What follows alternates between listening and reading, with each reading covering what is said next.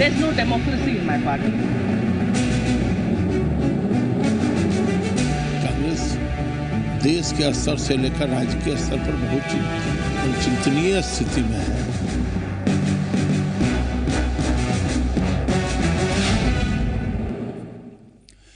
नमस्कार, जी पुरवैया में आपका बहुत बहुत स्वागत है। आप देख रहे हैं बड़ी बहस और आपके साथ मैं हूं शिव पूजन झा। एक वक्त था हिंदुस्तान में कांग्रेस का सूरज अस्त नहीं होता था। केंद्र में सरकार थी, कई सूबों में सरकार थी और पार्टी में खुशफहमी भी थी। लेकिन वक्त बदला और कांग्रेस गलतफहमियों का शिकार होती चली गई। हालांकि कांग्रेस देश की सबसे पुरानी पार्टी है, इसकी जड़ें भी गहरी है। लेकिन अब सवाल खड़े हो रहे हैं कि क्या कांग्रेस की जड़ें मजबूत रह गई हैं? इस वक्त तो उफान पर सवार बीजेपी के सामने कांग्रेस है जो तूफान का सामना कर रही है। आज बड़ी बहस के दायरे में कांग्रेस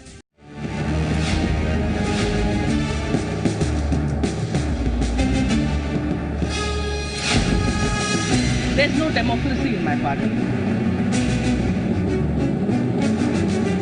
कांग्रेस देश के स्तर से लेकर राज्य के स्तर पर बहुत चिंतनीय स्थिति में है।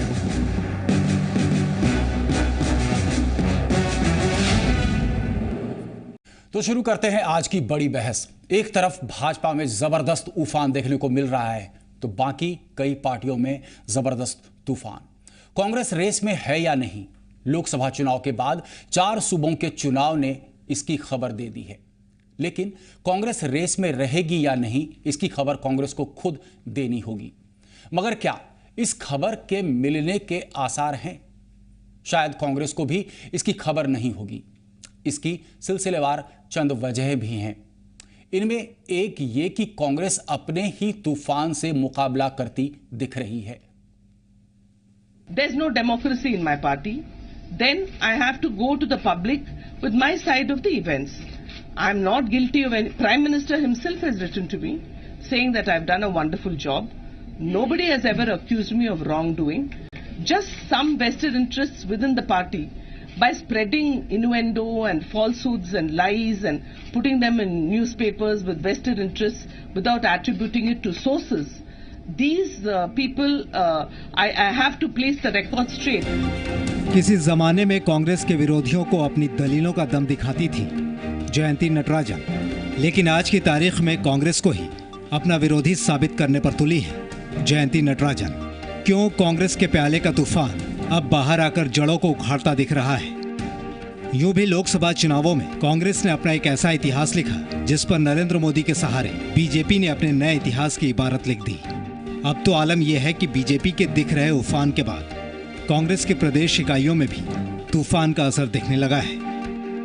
कांग्रेस के कार्यकर्ताओं की बेचैनी, चिंता, चिंतन, सारी बातों की अभिव्यक्ति 19 नवंबर को मिलर हाई स्कूल के फील्ड पर हो चुकी है। अब कांग्रेस के लोगों की चिंता है कि कांग्रेस देश के स्तर से लेकर राज्य के स्तर पर बहुत चिंतनीय स्थिति में है। बिहार कांग्रेस में तो आलम यह दिखा कि पार्टी को उबारने के लिए पार्टी अध्यक्ष सोनिया गांधी के लिखे पत्र का भी कोई असर नहीं पड़ा। जिला लेवल से, प्रखंड लेवल से और प्रदेश स्तर से बदलाव की अति आवश्यकता है, तब जाकर के संगठन मजबूत होगा, वरना खाना पूर्ति करने से कुछ भी नहीं होगा। हम जीरो पर हैं, जीरो पर। झारखंड में कांग्रेस की तस्वीर कुछ अलग नहीं है। यहाँ पाला बदलने जैसे खतरनाक इरादे भी पाले जा रहे हैं। खतरा एक गुट के टूट जाने का है। खबरों के मुताबिक झारखंड कांग्रेस के 6 में से 4 विधायक बीजेपी की ओर देख रहे हैं। हालांकि फिलहाल जुबान से इकरार नहीं किया जा रहा। तो बिल्कुल अफवाह है और मैं आपको बता देता हूँ, मैं कांग्रेस का सच्चा सिपाही हूँ। अब मैं पार्टी के खिलाफ सोच भी नहीं सकता, जा भी नहीं सकता। ऐसी खबरें कहाँ से आती हैं मुझे नहीं मालूम। शायद कोई सोची समझी साजिश के तहत कहलाती है। हम आज मीडिया के सामने आपको पूरी तरह से स्पष्ट कर देते हैं कि कांग्रेस में कहीं कोई ऐसी बात नहीं है। कांग्रेस रेस में आने की तैयारी कर रही है, लेकिन इस वक्त पार्टी थकी हुई कवायद करती नजर आ रही है। हालांकि ये भी सच है कि कांग्रेस फना नहीं हो सकती, मगर उफान का सामना तूफान से तो कतई नहीं किया जा सकता। ब्यूरो रिपोर्ट, जी मीडिया, पटना। कहीं उफान कहीं तूफान, चर्चा के लिए इस वक्त हमारे साथ स्टूडियो में मौजूद हैं सोहेली मेहता जी लोजपा से, सरोज सिंह साहब वरिष्ठ पत्रकार हैं, और चंदन यादव जी कांग्रेस से। हमने भाजपा को भी निमंत्रण दिया था, शायद कुछ वक्त बाद वो जुड़ जाएंगे। पहला सवाल चंदन जी आप ही से हम करना चाहते हैं। हमने आपको एक रिपोर्ट दिखाई, एक ज़बरदस्त बवंडर खड़ा हुआ है जयंती नटराजन के इस्तीफे ने, और जो बयान उन्होंने दिया, सीधी सीधी उंगली उठा रही हैं वो राहुल गांधी के नेतृत्व पर। देखिए, जयंती जी के बयान को आप देखेंगे या उनके पत्र को आप पूरी तरह से खंगारेंगे तो मुझे नहीं लगता है उन्होंने क्या कहा है। लगता है कांग्रेस पार्टी, आप उनके लेटर जो लिखी थी वो 3 महीने पहले लिखी थी, नवंबर में लिखी गई थी जी, बहुत पहले लिखी गई थी, और आज वो उसको रिलीज कर रही है। मैं 3 महीने पहले कहा हुई, आज उसको रिलीज किया। तो देखिए, इस आपको मैं जो इसका पहलू है, मेन पहलू है कि आज वो क्यों रिलीज कर रही है, किस कारण से, क्या टाइमिंग, किसी भी चीज का समय, कंटेंट, वो सब पे भी आप देखिए तो आप सही निष्कर्ष पर पहुंचेंगे। आज वो क्यों कर रही है, किसके इशारे पे कह रही है, क्यों इस समय में कर रही है, दिल्ली में चुनाव हो रहा है, किस कॉरपोरेट घराने के प्रेशर में कर रही है, किस नेतृत्व के फेवर में कर रही है, ये सब चीज आपको देख करके जब इन टोटलिटी चीजों को देखेंगे तो आपको इसका सही निष्कर्ष पता बड़ी साजिश की बू आ रही है आपको। ये तो क्लियर है कि आप एक बात बताइए, जो उनका कंटेंट आप पढ़ेंगे, कहां पे आपको लगा उन्होंने किस तरह से, देखिए आप उनके लेटर के कंटेंट में उन्होंने क्या कहा, क्या पार्टी को क्या, देखिए आपको ये समझना पड़ेगा कि हमारा देश मल्टी पार्टी डेमोक्रेसी है। हम पार्टी और कैंडिडेट दोनों को इलेक्ट करते हैं, और जो पार्टी 272 सांसद चुन के आएगी जिसके पक्ष में वो सत्ता बनाती है, तो पार्टी ये तय करेगी, अध्यक्ष उपाध्यक्ष पार्टी के तमाम जो नेटवर्क स्ट्रक्चर है उसको ये हक है कि सरकार की पॉलिसी, नीति, नियत निर्धारित करे समय समय पर। ऐसा भी जब आपको याद होगा, जब नेहरू जी भी थे तब महात्मा गांधी, आपको पता है, सब निर्देश देते थे। पार्टी का ऐसा स्ट्रक्चर रहा है कि पार्टी नीति और नियत तय करती है। तो अगर ये कांग्रेस पार्टी ये कहती है कि आप अपने पार्टी में हैं कौन, क्या पार्टी कुछ चंद लोग ही चला रहे हैं आज की तारीख में? क्योंकि जयंती नटराजन जी ने सीधा सवाल किया है और शुरुआत ही की है प्रेस कॉन्फ्रेंस की, there is no democracy in my party. Soheli Mehta ji आपके पास आना चाहते हैं। चंदन यादव जी कोशिश कर रहे हैं कि जो समस्या है, जो सतह पर उभर करके अब आई है, कोशिश कर रहे हैं to sweep the entire trouble under the carpet. उससे छुप जाएगी सच्चाई। देखिए, इससे सच्चाई कुछ नहीं छुपने वाली है। और आज जयंती नटराजन ने इस्तीफा दिया है, इसके और कुछ दिन पहले आप ये देखे होंगे शशि थरूर जी ने भी भारतीय जनता पार्टी की तारीफ की थी, नरेंद्र मोदी की तारीफ की थी, जनार्दन द्विवेदी जी ने भारतीय जनता पार्टी और नरेंद्र मोदी जी की तारीफ की है। तो इससे ये पता चलता है कि ये कहीं ना कहीं ये लोग दबे हुए थे उस पार्टी में। और पार्टी में जो है, कम से कम देखिए, राष्ट्रीय पार्टी हो चाहे क्षेत्रीय पार्टी हो, पार्टी में एक इंटरनल डेमोक्रेसी जो होनी चाहिए वो कांग्रेस में बिल्कुल नहीं दिख रही है।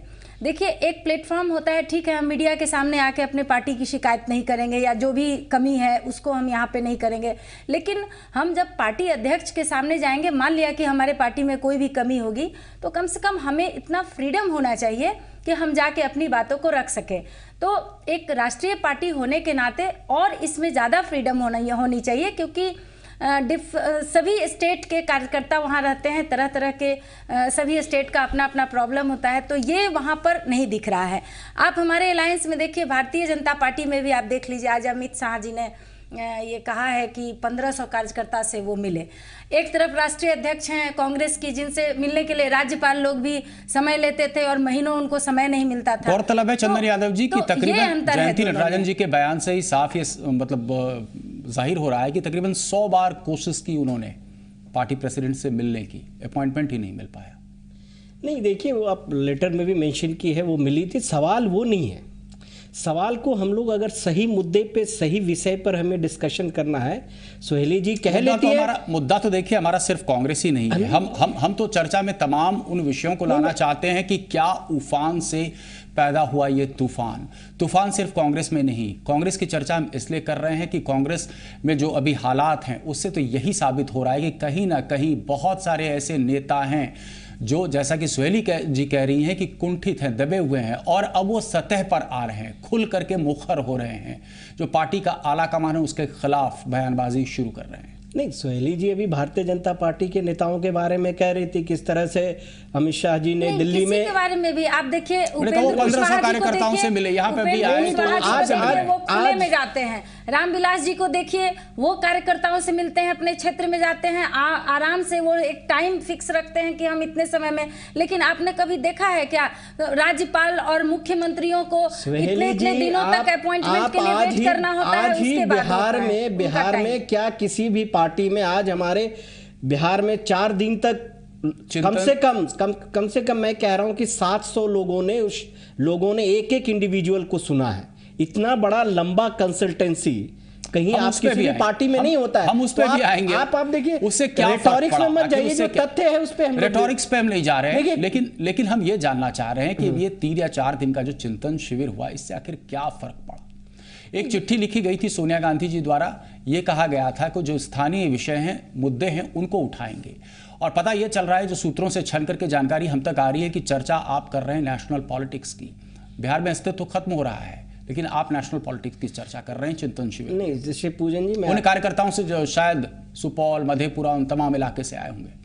नहीं शिवपूजन जी, मैं थोड़ा आप करेक्शन कर दूं। जो फैक्ट यही है कि एआईसीसी ने पूरे देश में ये डायरेक्शन दिया है। हमारे आने वाले जो मार्च में ऑल इंडिया कांग्रेस कमेटी का जो सेशन होने वाला है, उसकी तैयारी में कांग्रेस पार्टी चाहती है कि संगठन मजबूत हेतु हमें क्या क्या करना चाहिए, क्योंकि संगठन के ढांचे अगर आपको चेंज करना है तो कांग्रेस का संविधान बदलना होगा। हम सदस्यता को कैसे करें, आप जानते हैं कि कुछ चीज़ों में बदलाव की ज़रूरत है। संगठन किस तरह से और मजबूत नए समय के साथ, आपने सही कहा कि ये बहुत ही ऐतिहासिक और पुरानी पार्टी है। 130 साल पुरानी पार्टी का जो ढांचा स्ट्रक्चर है वो समय के साथ बदलाव होना चाहिए। तो ये सुहेली जी जब कहती हैं कि कांग्रेस में लोकतंत्र नहीं है तो मुझे हंसी आती है कि आपको कांग्रेस का लोकतंत्र, कांग्रेस में इनका परिवार है और एकाएक जयंती नटराजन आती है। ठीक है, आप इशारे में कह रहे हैं कि इस देश में कोई परिवार है तो वो संघ परिवार है, जो देश को तोड़ने का प्रयास कर रहा है। संघ परिवार है जो देश के लिए खतरा है। गांधी परिवार नहीं है। गांधी राहुल गांधी एक विचारधारा को रिप्रेजेंट करते हैं। गांधी, सरोज सिंह जी, पटेल, नेहरू, न्यूट्रल पर्सपेक्टिव हम चाहते हैं। मौलाना आजाद, इन सब चंद्र जी हम आपके पास आ रहे हैं। सरोज सिंह जी, आपसे एक न्यूट्रल पर्सपेक्टिव चाहते हैं हम। हमारी चर्चा का विषय ही है एक तरफ उफान, क्या इस उफान की वजह से उपजा है ये तूफान, ना सिर्फ कांग्रेस में बल्कि दूसरी और पार्टियों में। लेकिन फिलहाल हम चर्चा में कांग्रेस को ही रखते हैं। चर्चा में कांग्रेस को ही लाना चाहिए। चंदन जी ने सारी बातें कह दी, आपका जो सवाल है उसके सारे जवाब इन्होंने दे दिए, उसको समझने की ज़रूरत है। अब जयंती नटराजन का इस्तीफा हुआ, अब अपनी जो कमजोरी है, पार्टी के अंदर जो विद्रोह है, पार्टी में जो असंतोष है, उनको कांग्रेस के लोग मानने के लिए तैयार नहीं है। बोल रहे हैं 3 महीने पहले पत्र आया, आज रिलीज हुआ, 6 महीने आया, अरे उससे क्या मतलब है। जयंती नटराजन कोई मामूली हस्ती कांग्रेस के अंदर नहीं है, उनकी 4 पीढ़ियां कांग्रेस की सेवा में लगी हुई हैं। अगर वैसी शख्सियत ये कहती है कि कांग्रेस के अंदर लोकतंत्र नहीं है। चिट्ठी में इन्होंने एक जिक्र और भी किया है कि वेदांता, निर्मा और अदानी जैसे प्रोजेक्ट्स को रोका था और इन्वायरमेंट क्लियरेंस की वजह से इन्होंने बहुत सारे दूसरे प्रोजेक्ट्स को रोके थे। इनका कहना है कि राहुल गांधी जी की तरफ से इनको मौखिक सलाह दी जाती थी और ये उसको फॉलो करती थी। फिर राहुल गांधी जी के ही ऑफिस से इनको मलाइन किया जाता था, इस तरह के आरोप लगाए हैं उस पत्र में। उस पत्र में अगर आप पूरे पत्र को जनता के सामने रखेंगे तो वो आपको दूध का दूध, पानी का पानी हो जाएगा। किस राहुल जी ने क्या कहा? राहुल जी यही कहते थे कि जो हमारी पार्टी की नीति है, पार्टी की नीति है कि ट्राइबल, गरीब, इन लोगों के हितों का आप इंटरेस्ट रखेंगे। इन्वायरमेंट क्लियरेंस के नाम पर इन लोगों का हित नहीं मारा जा रहा है। आज जो भारतीय जनता पार्टी भूमि अधिग्रहण में बदलाव करके किसानों से जमीन छीनना चाहते थे, हमारी पार्टी की ये नीति रही है कि हम आदिवासी, पिछड़े, गरीब, दलित उनके एम्पावरमेंट की बात करते हैं, उनके सशक्तिकरण की बात करते हैं। अगर राहुल जी ने नीति को उनको ये कहा कि अगर उनको कहा कि आप वो पार्टी की नीति है, आप इतने सिद्धांत का पालन कर रहे हैं, आपको और उसे अमली जामा पहना रहे हैं, तो फिर वो आखिर किसी तरीके के वोट में क्यों नहीं परिणत हो रहा है? ये तो निश्चित रूप में चिंता का विषय होगा। आप जिस नियामगिरी की बात कह रहे थे ना, उस समय जयंती नटराजन जी एनवायरमेंट मिनिस्टर नहीं थी, और आपको याद होगा जब वो नियामगिरी गए थे तो उन्होंने कहा था कि आपका एक हितैषी दिल्ली में बैठा है, मैं आपके हितों का ख्याल रखूंगा। तो ये कौन सी बात कह रही? हमारी पार्टी सरकार में है, हमारे मुखिया को यह अधिकार है कि मंत्री को कहे कि कांग्रेस पार्टी की नीति को आप लागू करें। इसमें कहीं कोई प्रेशर टैक्स नहीं है, हमारी नीति उनके। चंदन जी एक बात सुन लीजिए, जयंती नटराजन तो एक उदाहरण मात्र है जी, जो आज चर्चा का विषय है, जिसके लिए हम लोग बैठे हैं। कांग्रेस के अंदर जो विद्रोह है, जो असंतोष है, विद्रोह है मैं बता देता हूं, और जो कमजोरी है कांग्रेस की। जी, आपने अभी खुद कहा कि 700 लोगों की भी चर्चा हुई चिंतन शिविर में बिहार में बैठ के, क्या फैसला हुआ उस चिंतन? जी मैं बता रहा हूं, अब मैं पूरी बात मेरी थोड़ी जान दीजिए। ये बिहार में चुनावी साल है, बिहार को चुनाव में जाना है। आप 700 लोगों की चर्चा करते हैं, मार्च अप्रैल में आप और इंडिया कांग्रेस कमेटी की बैठक में उसको शामिल करेंगे, उस प्रस्ताव को 2 महीने बाद उसका निर्णय आएगा, उसके बाद आप चुनाव में जाएंगे। तो कैसी तैयारी के साथ चुनाव में जाएंगे उसका खुलासा तो आप खुद बैठ के कर रहे हैं इस स्टूडियो में। देखिए जब सारी पार्टियां, जब बिहार की सारी पार्टियां जनता से रूबरू हो, छोटी से छोटी पार्टियां, चाहे लोजपा हो, रालोसपा हो, भाजपा हो, जेडीयू हो, सारी जनता के बीच में है, तो आप कोई दूसरी यात्रा की तैयारी में जुटा हुआ है, कोई विलय की तैयारी कर रहा है, दिल्ली में जाके फैसला करेंगे और 8वें महीने में चुनाव में उतरेंगे, क्या रिजल्ट आएगा सबके सामने है। चंदन जी इन्होंने बहुत अहम सवाल उठाया है, जिनको बिहार की जनता को ये जानना चाहिए। देखिए कांग्रेस पार्टी एक राष्ट्रीय पार्टी है, जैसा सोहेली जी ने कहा है। लोजपा, ये आप कब तक कहते रहेंगे कि कांग्रेस पार्टी राष्ट्रीय पार्टी है? अभी भी है, ठीक है, मैं मानता हूं, लेकिन जिस तरीके से नतीजे आ रहे हैं, आपको नहीं लग रहा क्या ये खतरा नहीं मंडरा रहा? क्या आपको नहीं लग रहा है कि मतलब लाइनिंग्स इन द स्काई बहुत क्लियर है कि कांग्रेस बहुत तेजी से रीजनल पार्टी की तरफ बढ़ती चली जा रही है? पूजन जी, आपको याद होगा कांग्रेस पार्टी चुनौतियों का सामना करना जानती है। जब 98 में आप देखेंगे चुनौती 90 के दशक के पहले आप सोचिए कि अधिकतर सीटों पर काबिज हुआ करती थी, और आज बिहार के ही संदर्भ में आपको बैसाखी की जरूरत होती, या तो आप राजद के साथ गठबंधन करने की कवायद में जुटते हैं या जदयू के साथ। बिना गठबंधन के आप चुनाव तक में नहीं उतर सकते, ऐसी स्थिति है। इस देश में लोकतंत्र है, लोकतंत्र में हार जीत होती रहती है। भारतीय जनता पार्टी आपको याद होगा 2 सीट पे थी, हम तो 1988 में जाएंगे तो हम 4-5 चंदन जी की 2 सीट से आज इस मुकाम तक वो पहुंच चुके, तो आप वो उफान पे है, यही तो चर्चा कर, वही तो उफान पे है। आपकी बात ये बिल्कुल तय है कि तभी तो ये कांग्रेस पार्टी कंसल्टेंसी कर रही है, कार्यकर्ताओं से मिल रहे हैं, नेताओं से मिल रहे हैं कि हम किस तरह से पार्टी में सुधार लाएं। ये मुहिम है कि एक राष्ट्रीय पार्टी है तो संगठन का स्ट्रक्चर, बिहार स्पेसिफिक जो हमारे एक्सपर्ट साहब ने जो जिक्र किया है उस पर हम चर्चा हो रही है, उस पर हमारी रणनीति अलग हो रही है। लेकिन ये जो 4 दिन का शिविर था कि कांग्रेस पूरे हिंदुस्तान में कांग्रेस पार्टी की रूपरेखा स्केलेटन कैसा होगा, फिर हम बिहार में हमारा चल रहा है, वो लगातार एक निरंतर प्रोसेस है जो हम पिछले 2-2.5 साल में अशोक चौधरी के नेतृत्व में एक खाका तैयार है, उसके हिसाब से आप उस आने वाले समय में आप देखिएगा।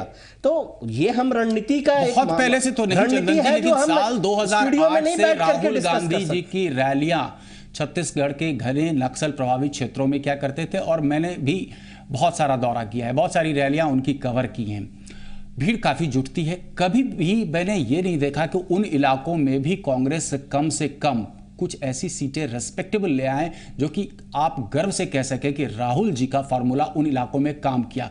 बल्कि आपके विपक्षी तो कई बार जो है ये कहते हैं कि राहुल जिस स्टेट में जाते हैं उस स्टेट में कांग्रेस की हार सुनिश्चित हो जाती है।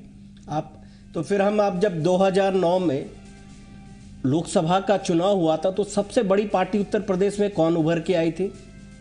राहुल जी आए थे। महाराष्ट्र में हमने चुनाव जीता था, हिमाचल में हमने चुनाव जीता, उत्तराखंड में चुनाव जीता। तो ये सेलेक्टिव एमनेसिया नहीं काम करेगा। आप देखिए जहां पे क्रेडिट दे रहे हैं, इन स्टेट में हम राहुल जी के नेतृत्व में चुनाव जीते हैं। सवाल ये है मेरे हिसाब से, कांग्रेस पार्टी ये जान रही है कि हमारी जो 2014 में जो हार हुई है, एक उससे कांग्रेस पार्टी है, उसमें चिंतन की जरूरत है, और कांग्रेस पार्टी उस रिस्पॉन्सिबिलिटी को समझ रही है। इसलिए हम लोग उस बदलाव की ओर अमली जामा कब तक और 130 साल इसे जो समझा आपने, इसे अमली जामा कब तक पहुंचाएंगे? क्या करेगी कांग्रेस? जो छत्तीसगढ़ में जो हाल हुआ वो ना दोहराया जाए, 130 साल झारखंड में जो हाल हुआ वो बिहार में ना दोहराया जाए। इस चर्चा को हम जारी रखेंगे, आपके पास पर्याप्त वक्त रहेगा। फिलहाल हमारी मजबूरी है एक छोटे से ब्रेक की।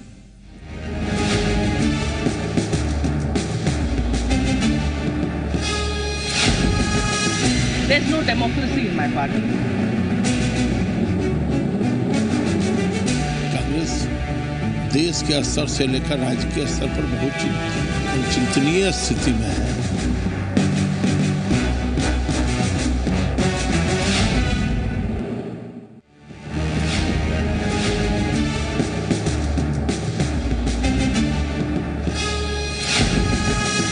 There's no democracy in my party. Congress देश के स्तर से लेकर राज्य के स्तर पर बहुत चिंतनीय स्थिति में है।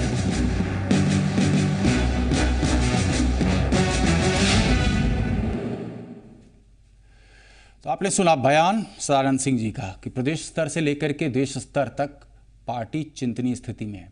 बड़ी बहस में एक बार फिर से आपका स्वागत है। चंदन यादव जी, आपके पास फिर से आना चाहेंगे। कद्दावर नेता माने जाते हैं सदानंद सिंह जी, और बिहार के संदर्भ में अगर हम चर्चा करें तो पार्टी का वजूद लगभग यहाँ समाप्त होने पर है। कोई रणनीति तो आप लोगों ने सोच रखी होगी यहाँ के लिए। 90 के बाद लगातार लड़खड़ाते चले जा रहे हैं, लगातार लड़खड़ाते चले जा रहे हैं। देखिए, सदानंद बाबू ने क्या कहा? उन्होंने कहा कि कांग्रेस पार्टी को ये चिंतन करना है कि देश में 2014 में जो भारतीय जनता पार्टी की सरकार ने काला धन, भ्रष्टाचार, महंगाई, बेरोजगारी, इन तमाम मुद्दों पर हमें घेरा था। हम कहीं ना कहीं वो सफल हो गए कि हम इसमें विफल रहे थे। हम ये आ करके आपको 100 दिन में 15 लाख रुपये दे देंगे। तो अब देखिए कर क्या रहे हैं। 15 लाख रुपया तो छोड़िए, 10 लाख का सूट पहन लिए। और किस तरह के, आज गांधी जी का मार्टियर्स डे है, तो सवाल क्या होगा? इनको भी जवाब देना होगा, रामविलास जी को भी जवाब देना होगा कि गोडसे पैट्रियोट थे।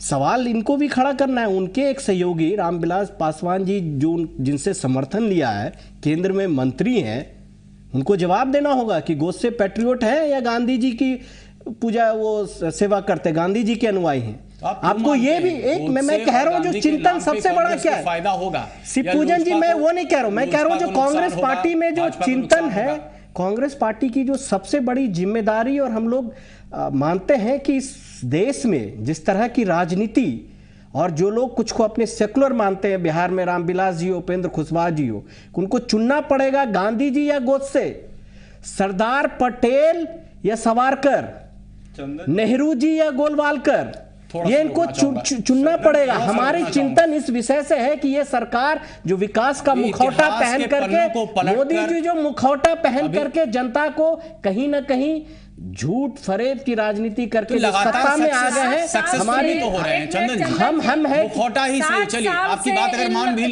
जाए कि मुखौटा ही पहन लिया, लेकिन बार बार सक्सेसफुल भी तो होते चले जा रहे हैं। नहीं, मैं कह रहा हूं लोकसभा चुनाव हमारी चिंतन है कि कैसे, हमारी चिंतन है कि कैसे, तो आप चिंतन ही करते रहेंगे, कभी काम भी करेंगे ऐसा जिससे कि कुछ जो है जमीनी हकीकत बदले। नहीं, बिल्कुल, आप 130 साल, शिवपूजन जी 130 साल की पार्टी को 13 महीने आप देंगे। पार्टी को दीमक चाट रहा है, ये कांग्रेस को पता ही नहीं चल रहा। 130 साल की पार्टी को, आपके पास आ रहे हैं इनको, एक मिनट में कह रहा हूं कि 130 साल की पार्टी को कम से कम आप 13 महीने का वक्त दीजिए। हम इस पे वक्त मिलेगा। 130 साल का वक्त तो आपको मिला। नहीं, मैं कह रहा हूं साल में जो भी आपने 130 साल में कमाया था, आप उसको ही नहीं संजो पाए। एक के बाद एक सब तमाम राज्यों से आपके पैर उखड़ते चले जा रहे हैं। लोकतंत्र में होता है, मैं फिर कह रहा हूं ना। बीजेपी दो सीट में थी। अब एक बात बता दो, युवा नेतृत्व पर आपने भरोसा अपना जताया, तो हम क्या कांग्रेस में जब दबी जुबान में ही सही कुछ लोग ये कहते हैं कि सोनिया गांधी जी को और बोलना चाहिए, राहुल गांधी जी को सामने आना चाहिए और बोलना चाहिए, दबी जुबान में ही सही, जब कुछ आपके नेता ये कहते हैं कि अब वक्त आ गया है जब प्रियंका गांधी जी को आगे आना चाहिए, उनको नेतृत्व प्रदान करना चाहिए। नहीं, क्या कह रही है आप? बिल्कुल सही कहा शिवपूजन जी, आप मीडिया में बिल्कुल सही पकड़े। ये एक बुकलेट दीजिए कि आप, ये सरकार अभी तक आज के डेट में, जयंती नटराजन वाले डेट में, यही मोदी जी कहते थे जयंती टैक्स का उपयोग किया था, आज यू टर्न ले लिया। अरुण जेटली की जयंती जी की बातों पर विश्वास करने लगे। तो ये सरकार यू टर्न की सरकार, ये जानते हैं किस तरह से। लेकिन गौरतलब है इसी जयंती नटराजन ने ये भी आरोप लगाया है कि जबरदस्ती सरकार को आता है। स्नूप गेट के मामले में जबरन इनसे बयान दिलवाए गए थे। कांग्रेस के जो केंद्रीय नेतृत्व है उन्होंने दबाव बनाया था इनके ऊपर स्नूप गेट के मामले में नरेंद्र मोदी के खिलाफ बयान देने के लिए। देखिए शिवपूजन, उस पे अगर आरोप लगाया है, आरोप, आप इसको तथ्य जान लीजिए। बिल्कुल सही है। जयंती नटराजन ही अकेली केंद्रीय मंत्री उस दिन नहीं थी, आपको याद होगा हमारी 5 महिला नेत्री, जयंती नटराजन जी मंत्री थी, गिरिजा व्यास वो भी केंद्र में मंत्री थी, रीता बहुगुणा जोशी, शोभा ओझा, ये 5 महिला नेत्री ने एक साथ प्रेस कॉन्फ्रेंस किया था। तो जयंती नटराजन जी को अगर जयंती नटराजन जी को उसमें लगा दबाव आता है कि तारीफ जब शशि थरूर ने माननीय नरेंद्र मोदी की तारीफ की तो आंख तरेरा गया। क्यों भाई, जब प्रधानमंत्री हैं, अच्छा काम कर रहे हैं तो कोई तारीफ भी नहीं कर सकता है। अब इस तरह की अलोकतांत्रिक व्यवस्था हो जिस पार्टी में, तो उस पार्टी के नेता का क्या होगा। तो इस तरह की बातें ये लोग करते हैं।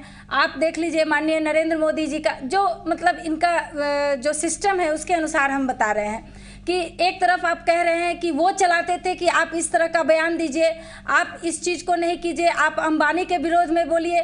तो और यहाँ देखिए आम जनता से राय मांगा जा रहा है।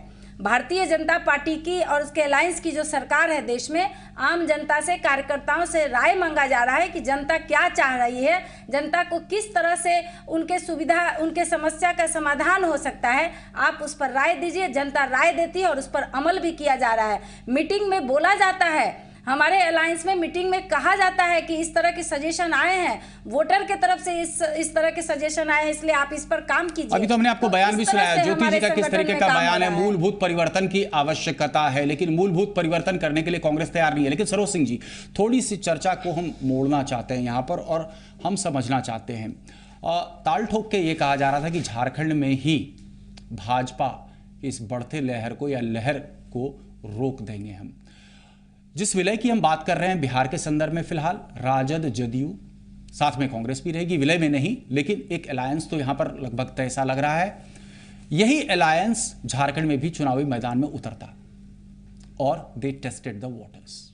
आपको नहीं लग रहा है वही स्थिति शायद कभी ना कभी जब भी चुनाव बिहार में होते हैं वही स्थिति यहां पर भी दोहराई जाएगी? दोहराई जाएगी, निश्चित तौर पर दोहराई जाएगी, क्योंकि आपस में भरोसा है ही नहीं। आपस में भरोसे का इतना अभाव है कि आपने एक बड़बोलेपन में सुना होगा, कांग्रेस के किसी नेता ने, प्रवक्ता ने कहा कि जदयू और राजद दोनों को कांग्रेस में विलय कर जाना चाहिए।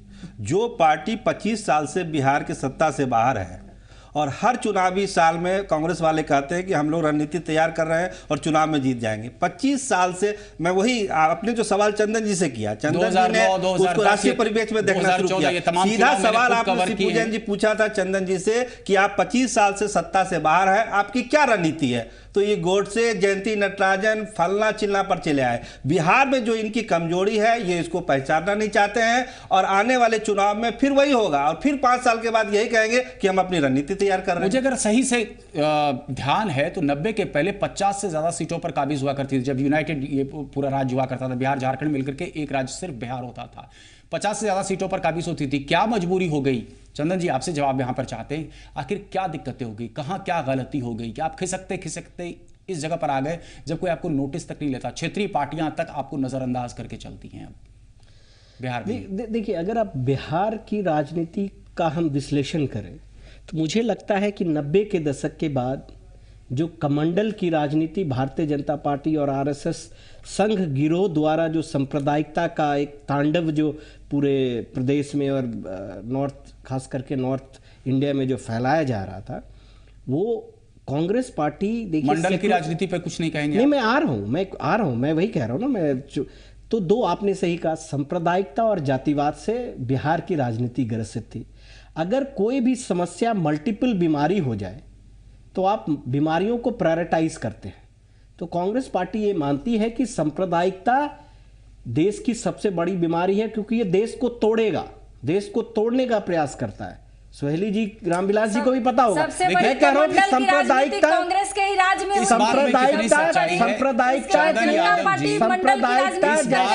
कितनी सच्चाई है कि आप अपने कार्यकर्ताओं से, जो आपके नेता हैं, उनसे सलाह मशवरा कर रही है। कांग्रेस का केंद्रीय नेतृत्व इस बात पर विचार विमर्श कर रहा है, उनकी तमाम राय ले रहा है कि क्या लोग कांग्रेस को एंटी हिंदू पार्टी मान रहे हैं। इसमें सच्चाई है कुछ, या यूं ही मैंने अखबारों में पढ़ लिया था? कांग्रेस पार्टी के लिए जो संविधान में शब्द हैं, धर्मनिरपेक्षता, गरीबों के लिए करना, ये सब तो फिर नॉन निगोशिएबल, ये सब नॉन निगोशिएबल है। ऐसा सर्वे क्यों ये सब जो है ना हमारी सोल है विचारधारा की, ये चेंज नहीं हो सकता, इसमें कोई निगोशिएबल है ही नहीं। इस देश पे ये देश जो जिस विचारधारा पे टिका है, जिसको हम हिंदुस्तान बोलते हैं, लोकतंत्र, इस देश लोकतंत्र, सेक्युलरिज्म, गरीबों के लिए, महात्मा गांधी का है ना कि जो गरीबी रेखा में सबसे पीछे लास्ट व्यक्ति जो खड़ा है पंक्ति में, उसकी सेवा करना, ये सब तो कांग्रेस का सोल है। इस पे तो कांग्रेस टिकी है और हिंदुस्तान टिका है, इसमें तो कोई कॉम्प्रोमाइज नहीं है और इसके लिए कांग्रेस पार्टी संघर्ष करेगी। और आपको याद होगा, सवाल आपसे कर रहा हूं, इस सोल पर कांग्रेस कब तक टिक पाएगी, इस धुरी पर कांग्रेस कब तक टिक पाएगी? आपको नहीं लगता है एक मूलभूत परिवर्तन की आवश्यकता है, न सिर्फ नेतृत्व में बल्कि आपकी पूरी विचारधारा में? विचारधारा जब मैं कह रहा हूं, मैं ये नहीं कह रहा कि आप सेकुलरिज्म से शब्दों का पूरी तरह से त्याग करें, आपका जो मूलभूत सिद्धांत है, लेकिन आपको नहीं लगता कि पूरी तरह से ऑर्गेनाइजेशनल रीस्ट्रक्चरिंग की आवश्यकता है? नहीं, आपकी बात को कांग्रेस पार्टी इस पे चिंतन कर रही है कि आपने सही कहा कि उसी के लिए तो ये जो पूरे देश भर में इस तरह के कायावाद चल रहे हैं कि हम लोग अपने कार्यकर्ता से, नेताओं से पूछ रहे हैं कि कांग्रेस पार्टी के संगठन को या क्या बदलाव लाना चाहिए ताकि हम समय के साथ अपने आप को जनता में पेश करें। मिसाल के तौर पर जो कांग्रेस पार्टी एक चीज को नहीं मान पाती थी, सबसे पुरानी पार्टी कह रही है और इस मुकाम पर पहुंच गई है कि जब अब इंटरनल अपना सर्वेक्षण ही कराते चले जा रहे हैं, कोशिश कर रहे हैं कि अब कौन सा वो फॉर्मूला लगाएं ताकि कांग्रेस फिर से रिवाइवल के रास्ते पर चल पड़े। हास्यास्पद सा कुछ लग रहा है। कांग्रेस, देखिए मैंने पिछली बार भी कहा था इसी प्रोग्राम में कि कांग्रेस सदाकत आश्रम से बाहर निकल ही नहीं पा रही है। जब तक कांग्रेस सदाकत आश्रम से बाहर नहीं, हम कह ले 10 जनपद, हाँ 10 जनपद भी कर सकते हैं राष्ट्रीय परिप्रेक्ष्य में, और बिहार के परिप्रेक्ष्य में सदाकत आश्रम भी कर सकते हैं। जब तक उस दायरे से कांग्रेस बाहर नहीं निकलेगी, और कांग्रेस का बिहार में एक एजेंडा है कि कौन अध्यक्ष रहेगा, प्रदेश अध्यक्ष, उसको कौन अगला आदमी हटाएगा, फिर अगला कौन अध्यक्ष बनेगा, उसको अगला आदमी कौन हटाएगा। ये लड़ाई पिछले 4 साल यहाँ पर भी हैं, 2 अलग अलग धुरियां। 19 नवंबर के मिलर हाई स्कूल में एक अलग कार्यक्रम होता है जिसकी साफ मनाही थी, आपके स्टेट प्रेसिडेंट ने मना कर रखा था। शिवपूजन जी, इस पे मैं बहुत जबरदस्त तरीके से वहां जमावड़ा हुआ था, क्योंकि हमने उसको भी कवर किया था और आपके जो है आप सदाकत आश्रम है उसको भी कवर किया था हमने। नहीं शिवपूजन जी, फिर हम लोग इशू से ना, जो मेन इशू से नहीं भटकना चाह रहे हैं, अब बिहार के संदर्भ में मैं अगर इस पे भी आऊं, देखिए कोई डाइग्रेशन नहीं है, आप अगर कोई डाइग्रेशन मुझे नहीं समझ आ रहा है। आप अगर भारतीय जनता पार्टी में देखें, जहां पर उन तमाम नेताओं में जो आपस में तांडव हो रहा है वो किसी से छिपा नहीं है। नहीं, देखिए, आप जिस तरह से दिल्ली में पार्टी में तांडव हो रहा है, इसलिए आपकी पार्टी में मैं ये कहने की कोशिश कर रहा हूं, करेंगे। नहीं, मैं ये कहने की कोशिश कर रहा हूं, हमारी पार्टी, जैसे आपने कहा, बहुत ही पुरानी पार्टी, एक परंपरा है, एक लोकतांत्रिक ढांचा है, नेता हमारे उसमें महात्मा गांधी के, आपको याद होगा, लोकतांत्रिक पार्टी है। एक मिनट, मैं आपको उदाहरण के तौर पे दे दूं, आपके उदाहरण तौर पे दे दूं, महात्मा गांधी के खिलाफ भी चुनाव लड़के लोग जीते हैं कांग्रेस पार्टी में, सोनिया जी के खिलाफ भी चुनाव लड़े हैं। तो ये मत बोलिए, हमारे पार्टी में आंतरिक लोकतंत्र है, आपको पता है। यही चीज को लेकर यहां पे रोक रहा हूं, थोड़ी सी मजबूरी है एक ब्रेक के बाद जब हम वापस आते हैं इस चर्चा को यहीं से उठाएंगे और साथ में ये भी चर्चा करेंगे कि क्या ये तूफान सिर्फ कांग्रेस में है या दूसरी पार्टियां भी इस तूफान से ग्रसित हैं।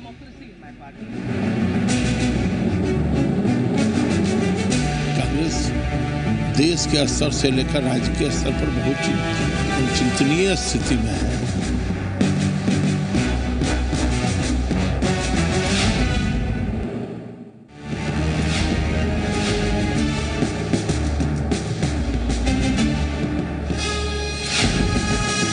There's no democracy in my party. Congress देश के स्तर से लेकर राज्य के स्तर पर बहुत चिंतनीय स्थिति में है।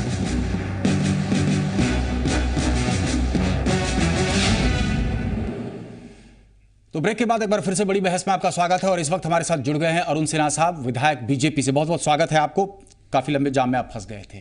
खैर, हम चर्चा कर रहे हैं उफान से तूफान। क्या यह मान लिया जाए कि जिस तरीके से उफान पर है आज की तारीख में बीजेपी, शायद इसी का नतीजा है कि न सिर्फ कांग्रेस बल्कि बहुत सारी दूसरी पार्टियों में जबरदस्त तरीके से तूफान घमासान मचा हुआ है। अरुण सिन्हा साहब। अरुण सिन्हा जी, आपसे सवाल है। हाँ बताएं। मैं आपसे सवाल ये कर रहा हूं कि जिस तरीके से भाजपा जबरदस्त उफान पे है, क्या उसी वजह से तूफान मचा हुआ है कांग्रेस और कई दूसरी पार्टियों में? देखिए, भारतीय जनता पार्टी तो उसका एक सूत्र में उसका नारा है, हम दिन चार रहे न रहे, तेरा वैभव अमर रहे। तो राष्ट्रीयता और हम लोगों का ये कहना है कि राष्ट्रीयता की भाव इस रूप में है कि अंतिम पौदान पर जो व्यक्ति खड़ा है, जब तक उसको हम आगे नहीं ले आएंगे, मतलब तब तक ये पूरी भारतीयता का मतलब नहीं होता है, राष्ट्रीयता के मतलब नहीं होता है। इसलिए हम तो अपने रास्ते पर बढ़ रहे हैं और नरेंद्र मोदी जी जो हमारे विचारों को लेकर हमारे नेता बनकर आज प्रधानमंत्री के पद पर हैं, पूरे विश्व में एक नया आशा और विश्वास की किरण ये भारत और भारत की जनता देख रही है। अब इसके वजह से जो कांग्रेस में या अन्य जो पार्टियां हैं, चाहे लोकल पार्टी जो जनता दल यू है या राजद है, अब इन लोगों की विकृतियां सामने आ गई हैं और विकृतियों से भरा हुआ है, जिसकी वजह से इनका पतन हो रहा है। चंदन यादव जी, आपको ऐसा नहीं लगता जिस तरीके से भाजपा का ग्राफ लगातार बढ़ता जा रहा है, शायद अवसरवादिता की राजनीति ये हो सकती है, इसी वजह से खलबली कुछ हद तक कांग्रेस में और बाकी दूसरी पार्टियों में भी है? अवसरवादिता की राजनीति में इसलिए कह रहा हूं कि क्या आपको लगता है कि इन तमाम जो नेता हैं जो पार्टी के खिलाफ बयानबाजी कर रहे हैं, या हो सकता है कि भाजपा में जाने की तैयारी में हो? देखिए, कांग्रेस का पतन तो पहले ही हो चुका। कांग्रेस को लोग नकार चुके। हमारे तूफान और नहीं तूफान का कोई मतलब नहीं था। और बाद में जो अभी लोकल आप की बात करेंगे तो ये तो अनैतिक गठबंधन है। इन्होंने तो गैर कांग्रेसी की राजनीति करके कांग्रेस के गोद में चले गए, लगे प्रधानमंत्री का सपना देखने माननीय नीतीश कुमार जी, और उसके बाद आंसू बहा बहा पसीना पोंछ पोंछ कर जंगल राज से मुक्ति की बात जो माननीय नीतीश कुमार घूम घूम के गए, आज उन्हीं के शरण में चले गए। स्थिति अब ये हो रहा है कि आपस में भी इनकी तालमेल नहीं बैठ रही है। तालमेल नहीं बैठ रही है, तूफान मचा हुआ है। चंद्र यादव जी, मैंने जो सवाल किया था मैं उसका जवाब आपसे चाहता हूं यहां पर। आपको लग रहा है अवसरवादिता की राजनीति हो रही है, इसी वजह से भारतीय जनता पार्टी को ये भारतीय जनता पार्टी एक डस्टबिन बनती दिख रही है। डस्टबिन तमाम नेताओं को आप देखिए, आम आदमी पार्टी के नेताओं को लिया, किरण बेदी 4 दिन डस्टबिन में भारतीय जनता पार्टी का कोई महिला को, आप कह रहे हैं डस्टबिन, प्रतिष्ठित महिला को और भारतीय जनता पार्टी में लाया गया। आप देखिए, भारतीय जनता पार्टी जिस तरह से तमाम नेताओं को, जो अवसरवादी नेता है, चाहे तमाम ऐसे लोग हैं जिनको पार्टी विचारधारा से कोई लेना देना नहीं है, बस आओ MP MLA बनने का जो खौफ देखते हैं, ऐसे चुनाव के समय इस तरह के नेता आपको मिल जाएंगे। ये बड़ा बहस नहीं है। बड़ा बहस जो आपको इनसे सवाल करना चाहिए कि इन्होंने कहा भारतीय जनता पार्टी राष्ट्रवाद के विचार पर उफान पर है, तो इनसे आज पूछिए, आज गांधी जी की शहादत दिवस है, तो ये भी क्या गोडसे को राष्ट्रवादी मानते हैं जो साक्षी महाराज मानते हैं? क्या ये भी उसमें विश्वास करते हैं? आज पूछिए, इन्होंने क्या आप गोडसे को राष्ट्रवादी मानते हैं? सरोज सिंह जी, आपको लगता है? सवाल कीजिए, अगर राष्ट्रवादी आइडिया नहीं है, हमारा जो सदस्यता ग्रहण किया जाता है उसके रसीद पर ही लिखा हुआ है एक एक व्यक्ति को प्राथमिक सदस्य की, जो गांधीवादी समाजवाद को जो अपनाता है वही भारतीय जनता पार्टी का सदस्य बन सकता है। लेकिन सरोज सिंह जी, आपसे समझना चाहते हैं, भारतीय जनता पार्टी थी नहीं। आपके जो MP है कोई कार्यकर्ता नहीं, आपके MP इलेक्ट हुए, वो कहते हैं गोडसे की पूजा करो। शब्दों का जबरदस्त तरीके से हर पार्टियां अपने मुताबिक इस्तेमाल करती हैं, नामों का इस्तेमाल करती हैं, लेकिन कांग्रेस को आपको नहीं लगता? एक तरफ सवाल ये भी उठाया जाता है कि कहीं ना कहीं गांधी फैमिली के शैडो से कांग्रेस को बाहर निकलना चाहिए, शायद तब भला हो सकता है कांग्रेस का। एक जबरदस्त इंट्रोस्पेक्शन की जरूरत है और इसी तरीके के इंट्रोस्पेक्शन की जरूरत है शायद नीतीश जी को भी, लालू प्रसाद यादव जी को भी। निकलना ही होगा। जो समय काल के हिसाब से जो पार्टियां नहीं बदलेगी वो गर्त में चली ही जाएगी। समय काल के साथ बदलना है, कांग्रेस को भी उस शैडो से निकलना ही होगा। वो जमीनी हकीकत जो देश की राजनीति की है, सूबे की राजनीति को है, इसको समझना होगा कि हमारी जरूरत क्या है।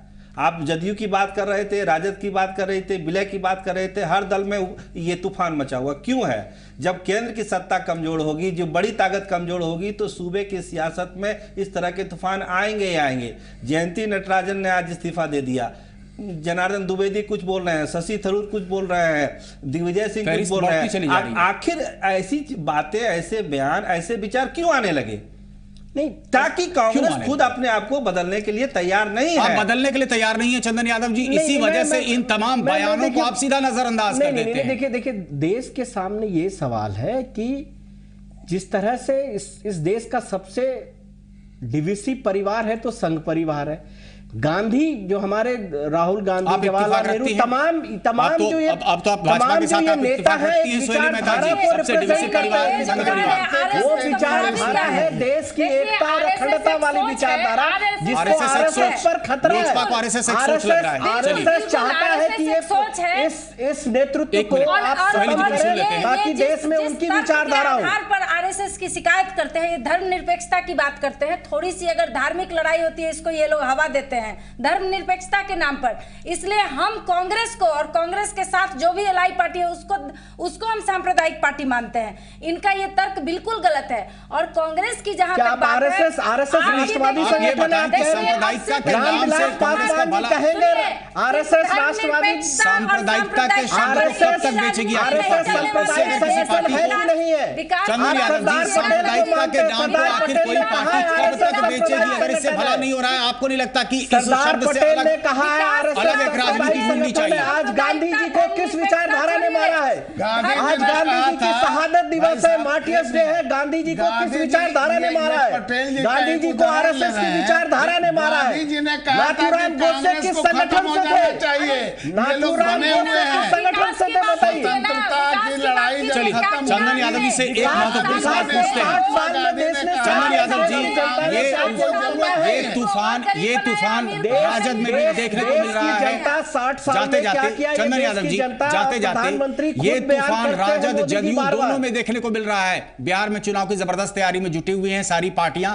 आप बताइए कैसी स्थिति आपको उभरती नजर आ रही है? जिस तरीके की बयानबाजी हो रही है, आपको लग रहा है महाविलय निकट भविष्य में होगा भी या नहीं होगा? चंदन यादव जी, देखिए ये उनका दो पार्टियों का सवाल है। इसमें कांग्रेस पार्टी आपको क्या लग रहा है? नहीं, कांग्रेस पार्टनर है, कांग्रेस पार्टनर, अगर वो मिल गया आप कहां जाएंगे? कांग्रेस पार्टी इस तरह की राजनीति, उन दो पार्टियों का ये है, या आपको दो बैसाखी मिल जाएगी?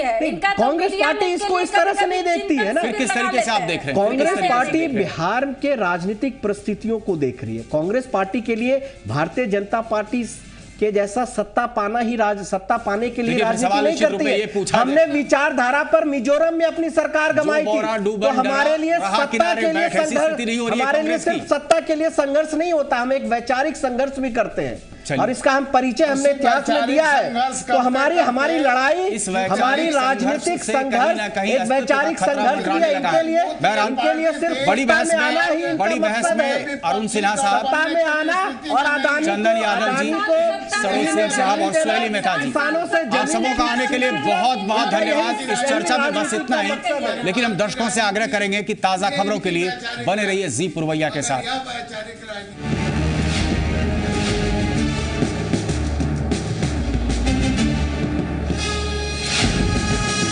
There's no democracy in my party.